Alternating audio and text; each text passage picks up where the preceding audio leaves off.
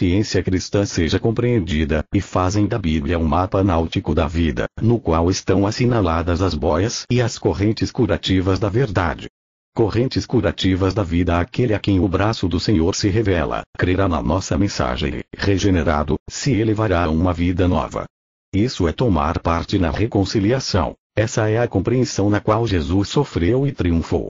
Não está longe a época em que os conceitos teológicos tradicionais relativos à expiação passarão por grande mudança tão radical como aquela que se efetuou na opinião popular acerca da predestinação e do castigo futuro. Mudanças radicais. Acaso a teologia erudita considera a crucificação de Jesus principalmente como um meio de conceder perdão fácil a todos os pecadores que o peçavam e estejam dispostos a ser perdoados? Acaso o Espiritismo acha que a morte de Jesus foi necessária apenas para que, após a morte, fosse apresentado o Jesus material, como prova de que os espíritos podem voltar à Terra? Então temos que discordar de ambos. Objetivo da crucificação. A eficácia da crucificação estava na afeição e bondade prática que ela demonstrou para com a humanidade. A verdade havia sido vivida entre os homens, enquanto, porém, não viram a verdade habilitar seu mestre a triunfar sobre o túmulo, seus próprios discípulos não puderam admitir que tal acontecimento fosse possível. Depois da ressurreição, até o incrédulo Tomé viu-se forçado a reconhecer quão completa havia sido a grande prova da verdade e do amor. A essência espiritual do sangue é o sacrifício. A eficácia da oferenda espiritual de Jesus é infinitamente maior do que pode ser expressa pela noção que temos de sangue humano. O sangue material de Jesus não era mais eficaz para limpar do pecado, quando derramado no madeiro maldito, do que quando lhe corria nas veias, enquanto tratava diariamente dos negócios de seu pai. Sua carne e seu sangue verdadeiros eram sua vida, e comem-lhe verdadeiramente a carne e bebem-lhe o sangue aqueles que participam dessa vida divina. Carne e sangue verdadeiros. Jesus ensinou o caminho da vida pela demonstração, para que possamos compreender como esse princípio divino cura os doentes, expulsa o erro e triunfa da morte. Jesus apresentou o ideal de Deus melhor do que poderia apresentar qualquer homem cuja origem fosse menos espiritual. Por sua obediência a Deus, demonstrou mais espiritualmente do que todos os outros o princípio do ser. Daí a força de seu comentário: se me amais, guardareis os meus mandamentos. Trunfo eficaz. Embora demonstrasse seu domínio sobre o pecado e sobre a doença, o grande mestre de modo algum dispensou os outros de, por si mesmos, darem suas próprias e indispensáveis provas de piedade.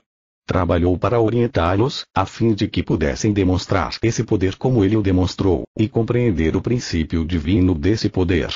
Apenas a fé cega no Mestre e todo o amor emotivo que lhe pudermos devotar, jamais nos farão imitadores dele. Temos de fazer o mesmo, do contrário não nos estaremos valendo das grandes bênçãos que nosso Mestre, com tanto trabalho e sofrimento, nos outorgou. A divindade do Cristo tornou-se manifesta na humanidade de Jesus.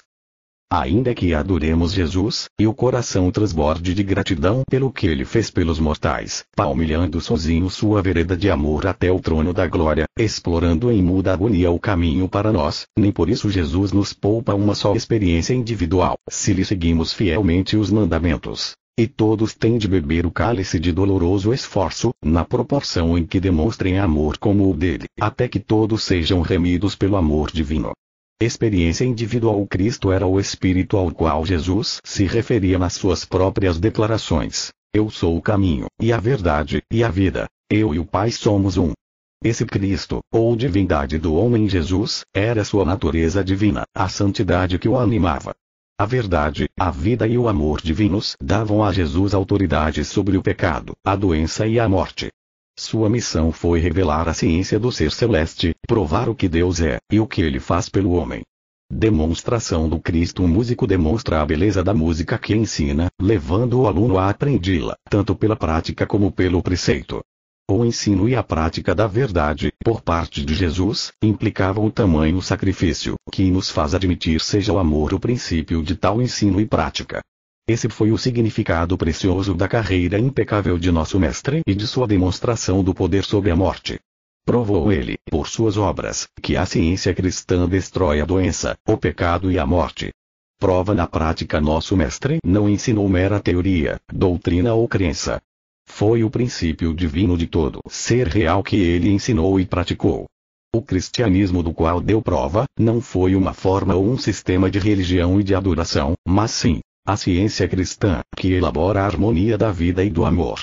Jesus enviou uma mensagem a João Batista, a qual devia provar, sem sombra de dúvida, que o Cristo tinha vindo. Ide, e anunciai a João o que vistes e ouvistes. Os cegos veem, os coxos andam, os leprosos são purificados, os surdos ouvem, os mortos são ressuscitados, e aos pobres anuncia-se-lhes o Evangelho.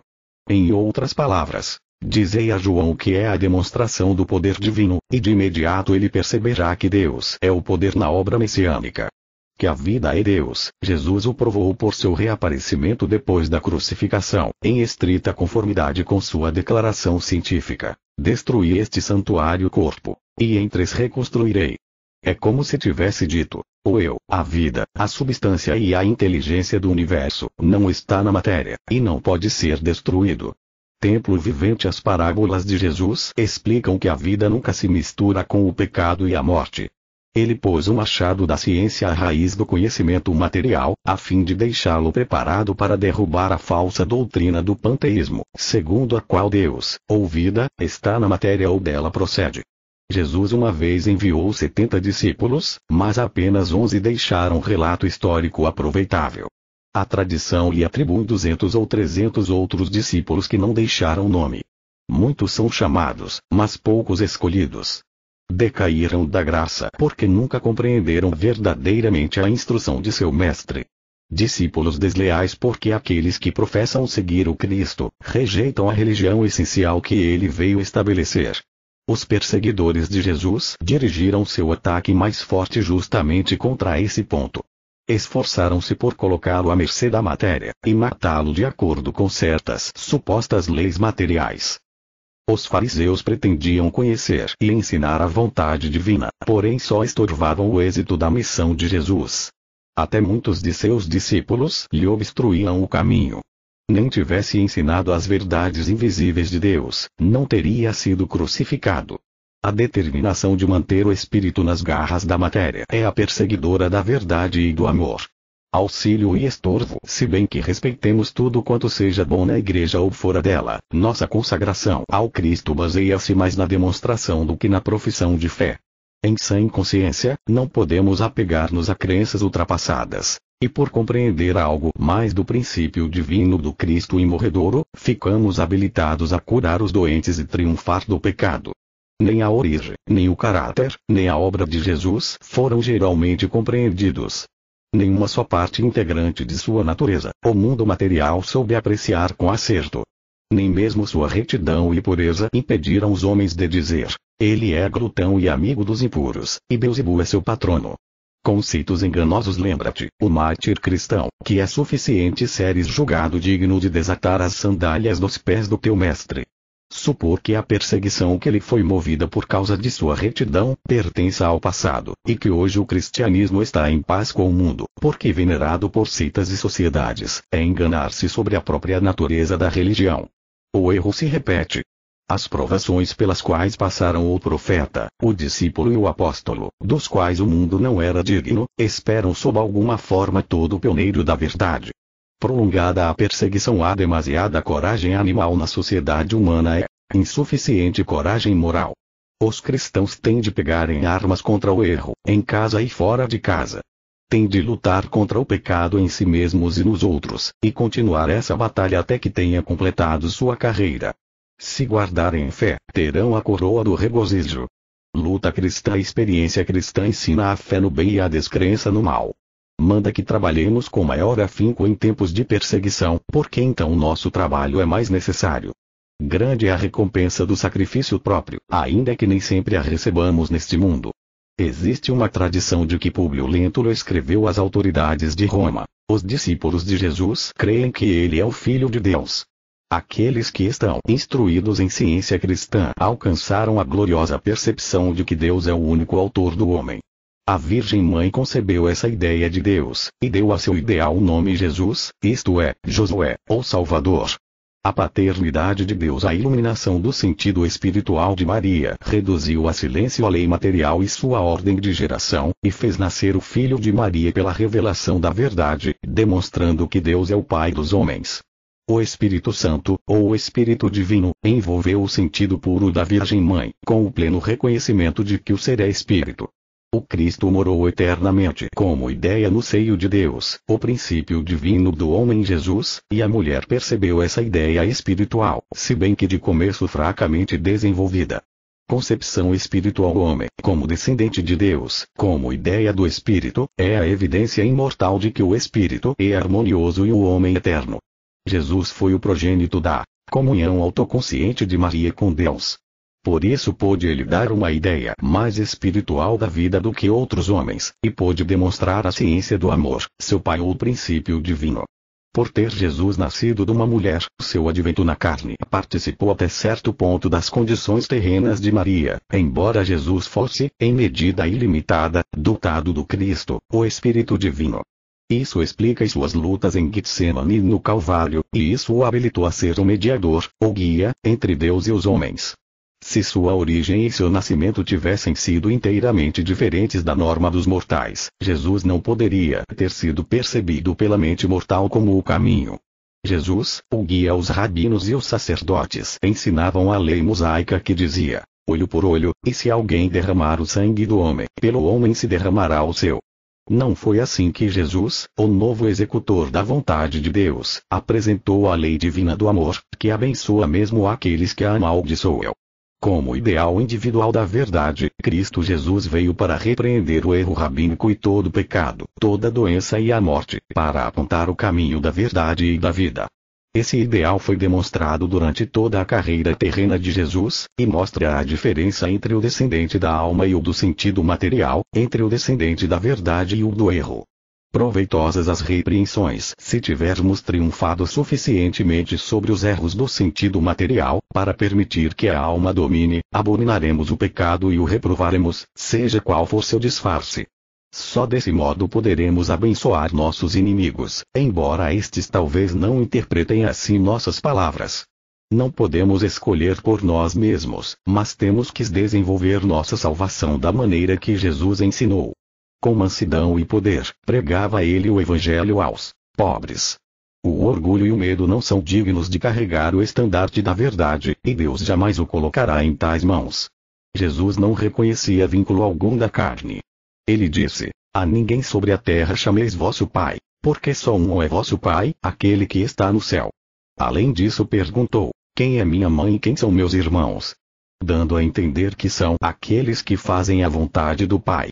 Não nos consta tenha chamado algum homem de Pai. Reconhecia o Espírito, Deus, como o único Criador, e portanto como o Pai de todos. Temporais os vínculos da carne em primeiro lugar na lista dos deveres cristãos, deu ele a conhecer a seus seguidores o poder curativo da verdade e do amor. Não atribuía importância alguma às cerimônias mortas. É o Cristo vivo, a verdade prática, que faz de Jesus a ressurreição e a vida para todos os que o seguem em seus atos. Obedecendo-lhe os preciosos preceitos, seguindo-lhe a demonstração até onde podemos aprendi-la, bebemos de seu cálice, participamos de seu pão, somos batizados com sua pureza, e por fim descansaremos, nos assentaremos com ele numa plena compreensão do princípio divino que trunfa da morte. Pois, que diz Paulo? Todas as vezes que comerdes este pão e beberdes o cálice, anunciais a morte do Senhor, até que ele venha. A cura é primordial. Referindo-se à materialidade da época, Jesus disse: vem a hora, e já chegou, quando os verdadeiros adoradores adorarão o Pai em espírito e em verdade. Além disso, prevendo a perseguição que acompanharia a ciência do Espírito, Jesus disse: eles vos expulsarão das sinagogas, mas vem a hora em que todo o que vos perspectiva dolorosa, matar julgará com isso tributar culto a Deus. Isto farão porque não conhecem o Pai, nem a mim. Na Roma antiga exigia-se que o soldado prestasse juramento de fidelidade a seu general. A palavra latina para esse juramento era sacramentum, e a nossa palavra sacramento dela deriva. Entre os judeus era costume antigo que o mestre de cerimônias passasse a cada conviva um cálice de vinho.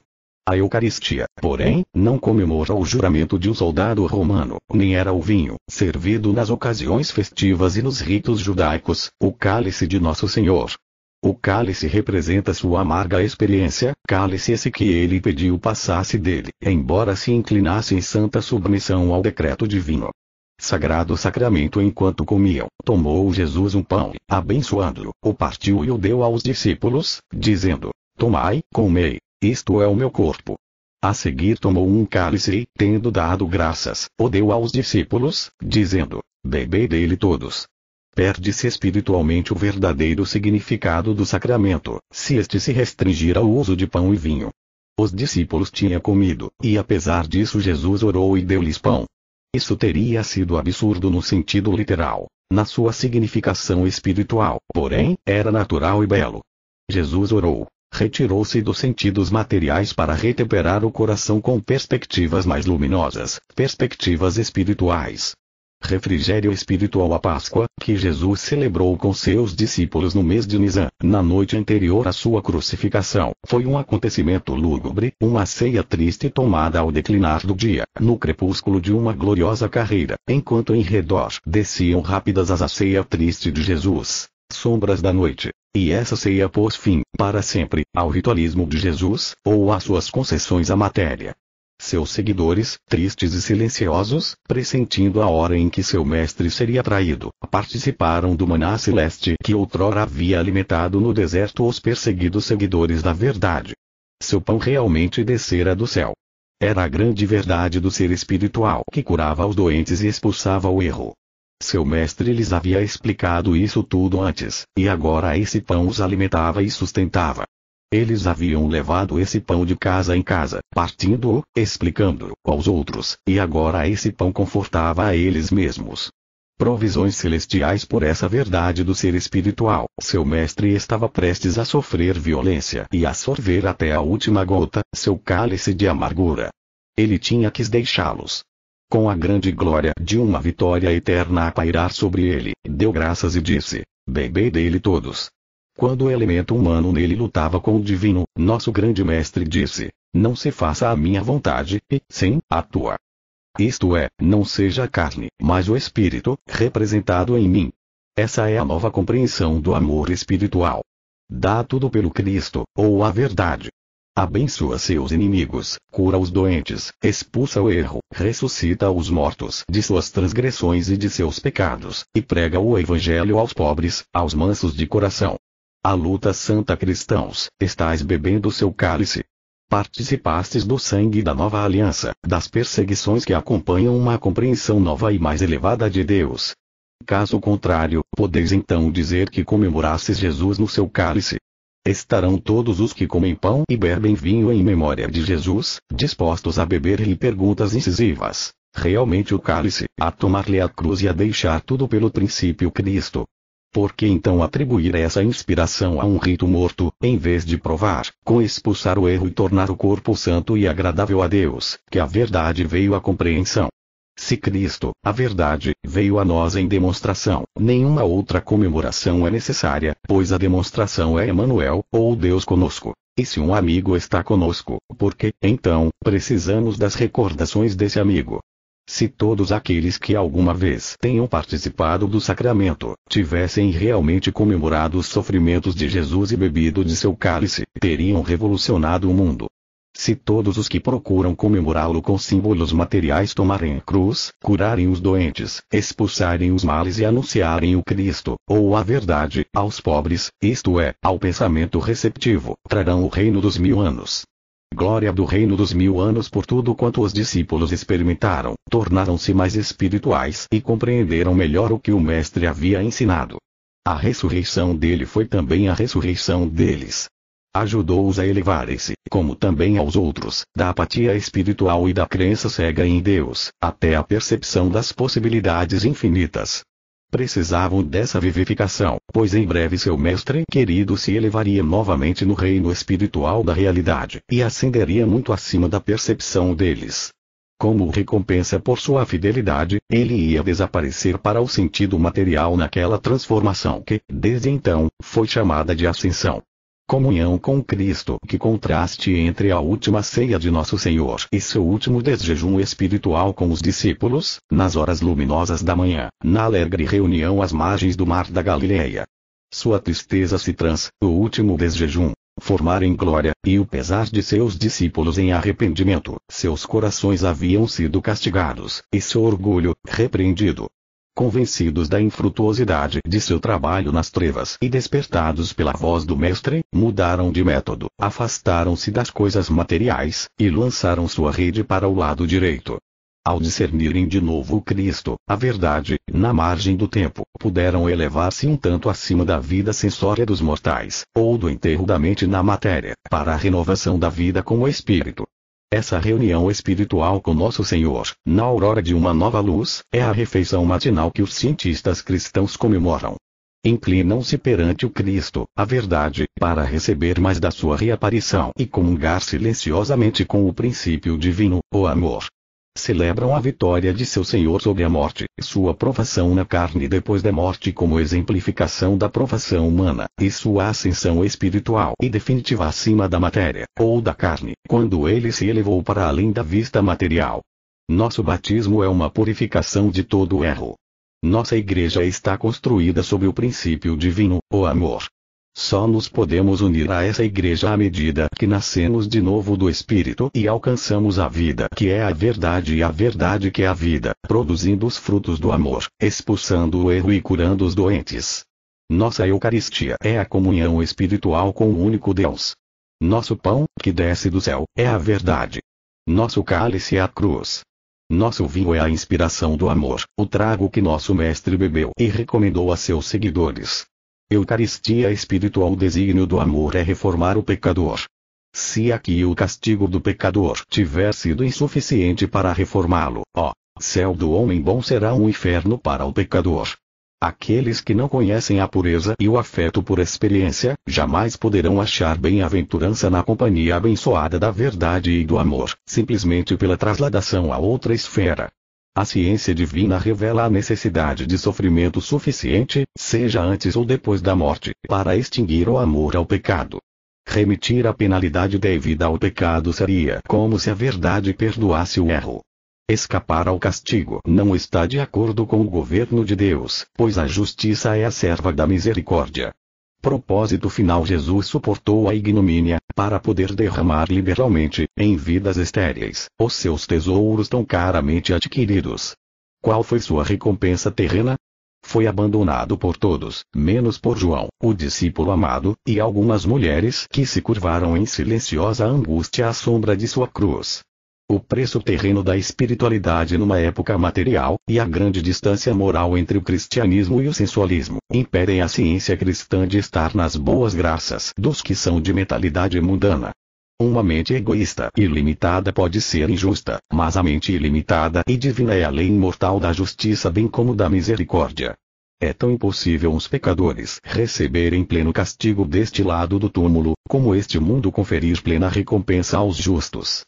É inútil supor que os maus possam deleitar-se com suas maldades até o último momento, e depois serem repentinamente perdoados e empurrados para dentro do céu, ou supor que a mão do amor se contente em dar-nos apenas labuta, sacrifício, cruz a carregar, provações multiplicadas, e o escárnio de nossos motivos, em paga de nossos esforços por fazer o bem.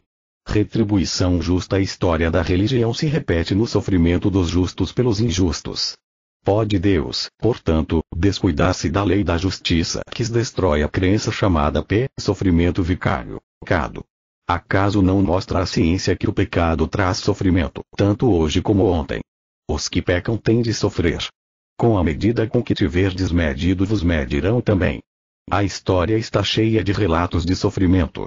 O sangue dos mártires é a semente da igreja. Os mortais procuram em vão matar a verdade pela espada ou pela fogueira, mas o erro cai apenas pela espada do Espírito. Os mártires são zelos humanos, que unem uma fase à outra na história da religião. São os luminares da terra, que servem para purificar e aprimorar a atmosfera do sentido material e para infundir ideais mais puros à humanidade. A consciência de fazer o bem traz sua própria recompensa, mas não é em meio à fumaça da batalha que o mérito é visto e apreciado pelos espectadores. Inevitáveis os mártires. Quando é que os seguidores professos de Jesus aprenderão a seguir-lhe todos os exemplos e a imitar-lhe as obras poderosas? Aqueles que causaram o martírio desse homem justo lhe teriam, com prazer, transformado carreira sagrada numa plataforma doutrinária mutilada. Oxalá os cristãos de hoje possam ater-se ao significado mais prático daquela carreira. É possível, é até dever e privilégio de cada criança, homem e mulher, seguir em certo grau o exemplo do Mestre, pela demonstração da verdade e da vida, da saúde e da santidade. Os cristãos pretendem ser seus seguidores, mas seguem-no eles da maneira que lhes ordenou? Ouvi esses mandados imperiosos: sede-vos perfeitos, como perfeito é o vosso Pai Celeste. Ide por todo o mundo e pregai o Evangelho a toda criatura. Curai enfermos. Emulação completa. Por que que essa exigência cristã infunde tão pouca inspiração para suscitar na humanidade um esforço cristão? É porque se assegura aos homens que esse mandamento dizia respeito apenas a um período especial e a um número seleto de seguidores. Esse ensinamento é ainda mais pernicioso do que a antiga doutrina da predestinação, a eleição de alguns para serem salvos, enquanto os demais são condenados. E será considerado como tal, quando a letargia dos mortais, produzida por doutrinas feitas pelo homem, for quebrada pelas exigências da ciência divina. Menosprezados os ensinamentos de Jesus. Jesus disse: estes sinais hão de acompanhar aqueles que creem. Se impuserem as mãos sobre enfermos, eles ficarão curados. Quem acredita nele? Ele estava se dirigindo aos discípulos, no entanto não disse: estes sinais hão de vos acompanhar, mas hão de acompanhar aqueles que creem, em todos os tempos vindouros. Aqui a palavra mãos é usada metaforicamente, como no texto: a destra do Senhor se eleva. Exprime poder espiritual. De outra maneira a cura não poderia ter se efetuado espiritualmente.